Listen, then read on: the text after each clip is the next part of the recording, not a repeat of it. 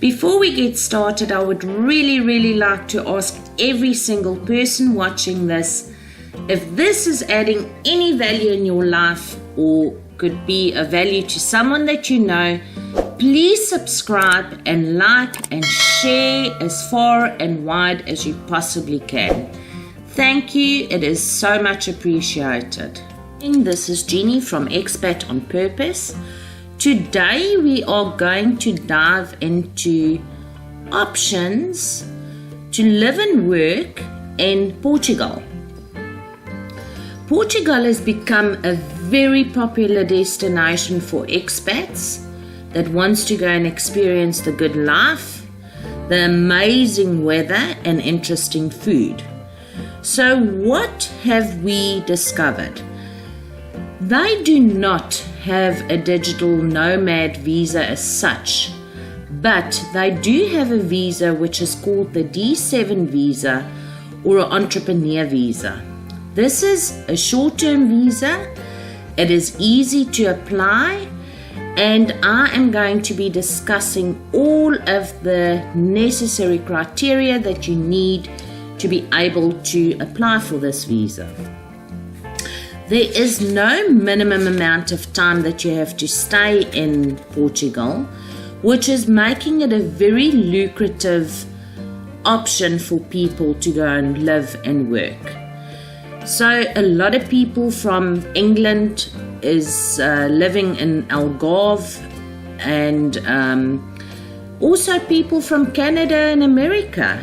It has become a very lucrative option because this visa gives you visa-free access to all the Schengen areas, which makes it possible for you to go and explore the continent. So let's quickly have a look at this. The visa allows you to obtain a residence permit for a period of 2 years and can be renewed for 3 consecutive years, whereafter you can then apply for a permanent permit if you wanted to do that. The process is not very long. It takes about 3 to 4 months to apply. The qualifying criteria for income to be able to go and apply for this D7 visa is 7,200 euros per person. If you are a couple, an additional 3,600 euros will apply, and if you're a family with children, 2,160 euros per child additionally is what is required per annum as an income. So how does this process work? The visa application needs to be completed. That would be a Schengen visa application. From there, you'll have 2 standard photos, no glasses unless you have eye problems, and no scarves unless it's for religious purposes. You also need to have an original passport, which is valid for more than 6 months at the time of application. Your family registration if you're married with kids. Then you've got to have notarized identity cards, and a copy of both sides need to be submitted.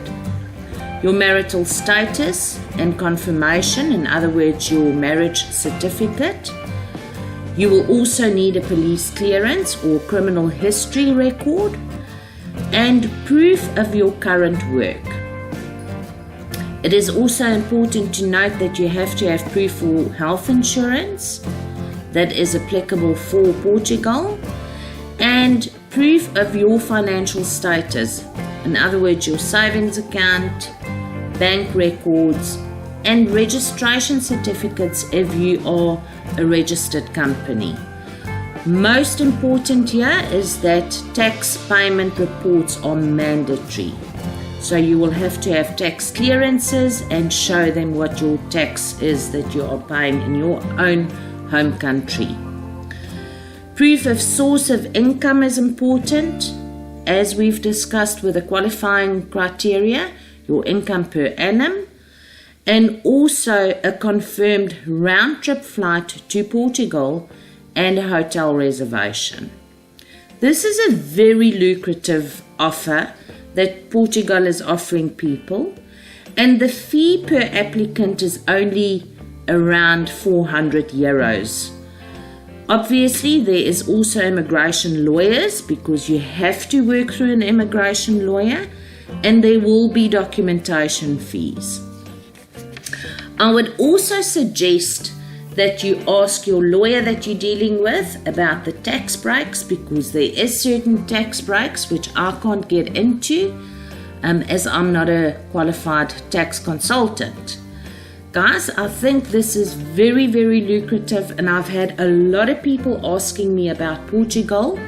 I've not been able to interview anyone in Portugal yet, but I am starting to think that there's a reason, and a very good reason, why the people from England and the continent is flocking to a place like Portugal, because it is beautiful and it is obviously a lucrative opportunity for them to go and experience a different culture. Hope you enjoyed this. Please remember to ring the bell, to subscribe and to like, so that I can bring you more videos. We're attempting to bring you all of the 31 countries information that is currently doing digital nomad visas, and I believe that this is something that is going to become more and more popular as people are working online. So like I said, enjoy it, like and subscribe, and send it to your friends and family if this is of any value to you.